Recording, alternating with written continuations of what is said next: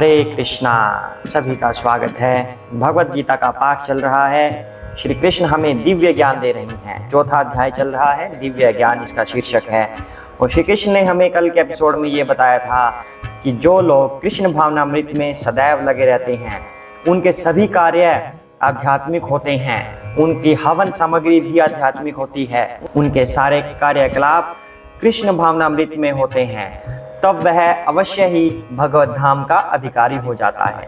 दूसरा श्री कृष्ण ने बताया इस कार्य को करने के लिए कुछ लोग अपने आप का बलिदान करते हैं, मतलब वो मन कर्म वचन से हर प्रकार से कृष्ण में लगे रहते हैं। दूसरा, वो कुछ दान वगैरह कर सकते हैं, यानी कुछ अपने पोजेशन को अर्पित करते हैं, कुछ स्वयं को अर्पित करते हैं। तो अब श्री कृष्ण इसी के बारे में आगे बता रहे हैं। सबसे पहले हम गुरु महाराज की और श्री कृष्ण की वंदना करते हैं, उसके बाद हम पाठ को आगे बढ़ाएंगे। हरे कृष्णा। ओम ज्ञानतिमिरान्धस्य ज्ञानाञ्जनशलाकया चक्षुरुन्मीलितं येन तस्मै श्री गुरुवे नमः। श्री कृष्ण चैतन्य प्रभु नित्यानंद श्री अद्वैत गदाधर श्रीवासादि गौर भक्त वृंदा। हरे कृष्णा कृष्णा कृष्णा हरे हरे, हरे राम राम राम हरे हरे। हरे कृष्णा। तो पाठ को आगे बढ़ाते हैं। अब श्री कृष्ण क्या कह रही हैं। श्रोत्रादीनि इंद्रियाणि अन्ये संयमाग्निषु जुह्वति शब्दादीन् विषयानन्ये इंद्रियाग्निषु जुह्वति। हरे कृष्णा। इनमें से कुछ श्रवण आदि क्रियाओं तथा इंद्रियों को मन की नियंत्रण रूपी अग्नि में स्वाहा कर देते हैं, तो दूसरे लोग इंद्रिय विषयों को इंद्रियों की अग्नि में स्वाहा कर देते हैं। तो भगवान ने यहाँ पर दो तरह के लोग बताए हैं। कल बात हुई थी कि जो लोग दान करते हैं, दान पुण्य में लगे रहते हैं, या कुछ लोग अपने मन को, कर्म को, वचन को कृष्ण भावना भावित कर देते हैं। तो उन्हीं दो लोगों के बारे में अब बात हो रही है। जो होते हैं ब्रह्मचारी, वो कैसे ज्ञान सीखते हैं, वो लर्निंग कैसे करते हैं। वो गुरु की शरण में रहते हैं हमेशा। गुरु उन्हें बताते हैं कि कृष्ण भावना भावित कैसे हुआ जाए, तो वो गुरु से श्रवण करते हैं। उन श्रवण से वो सभी ऊंच नीच की बात सीखते हैं कि क्या हमारे लिए श्रेष्ठकर है और क्या हमारे लिए सही नहीं है। तो वो भगवान की ही बातें हमेशा सुनते हैं, भगवान का ही मंत्र जाप हमेशा सुनते हैं, हरे कृष्ण महामंत्र हमेशा सुनते रहते हैं, और वो इंद्रिय विषयों की तरफ नहीं भागते। तो वो गुरु के शरण में रहकर इंद्रिय विषयों से बचते हैं, हमेशा बचे रहते हैं।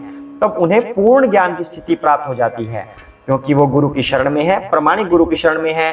तो वो श्रवण आदि क्रियाओं के द्वारा गुरु से ज्ञान श्रवण करते हैं और सभी सही बातें सीख लेते हैं कि भगवान की शरण कैसे ग्रहण की जाए, कृष्ण भावना भावित कैसे हुआ जाए।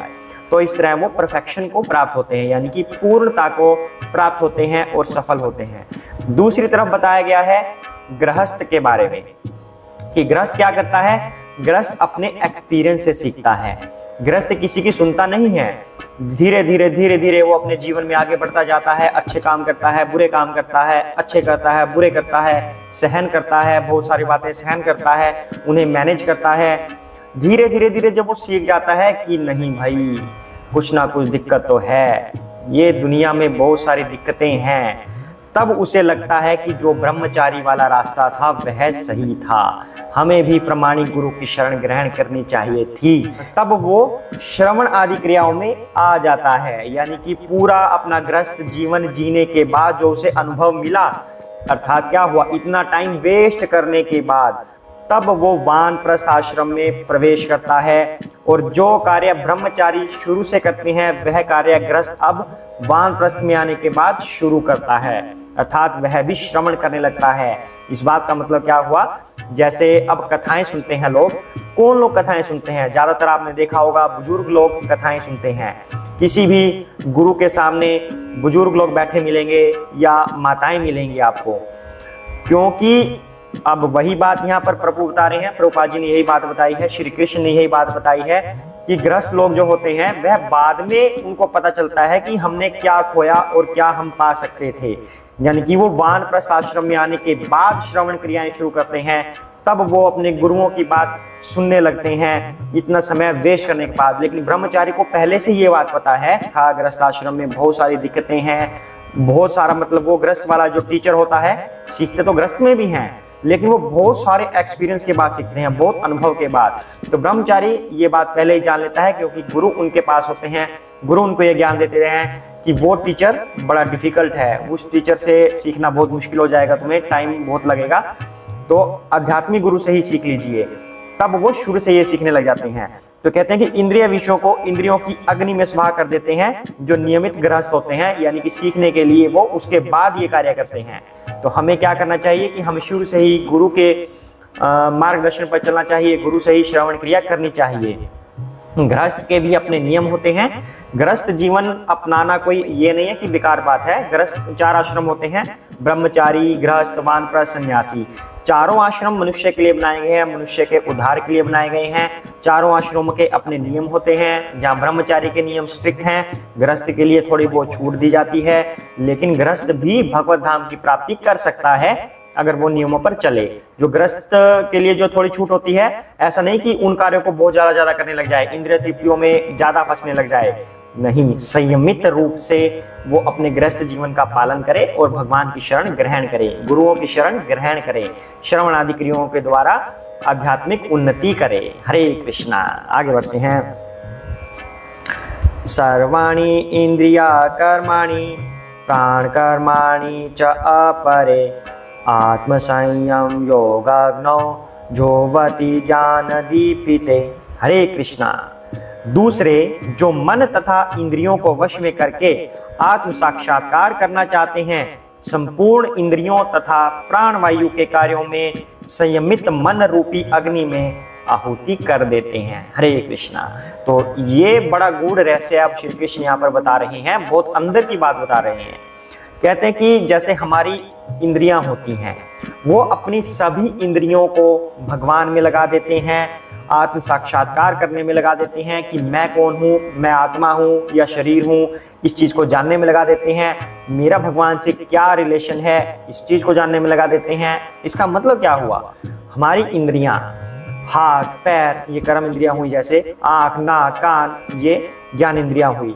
आँख का प्रयोग प्रभु के दर्शन करने में, नाक का प्रयोग भगवान को अर्पित किए हुए फूल सूंघने में, जीवा का प्रयोग भगवान के प्रसाद का आस्वादन करने में या फिर उन्हीं का मंत्र उच्चारण करने में। इस तरह से हमारी हर इंद्रियों का प्रयोग भगवान की सेवा में लगा देते हैं कुछ लोग जो आत्म साक्षात्कार करना चाहते हैं।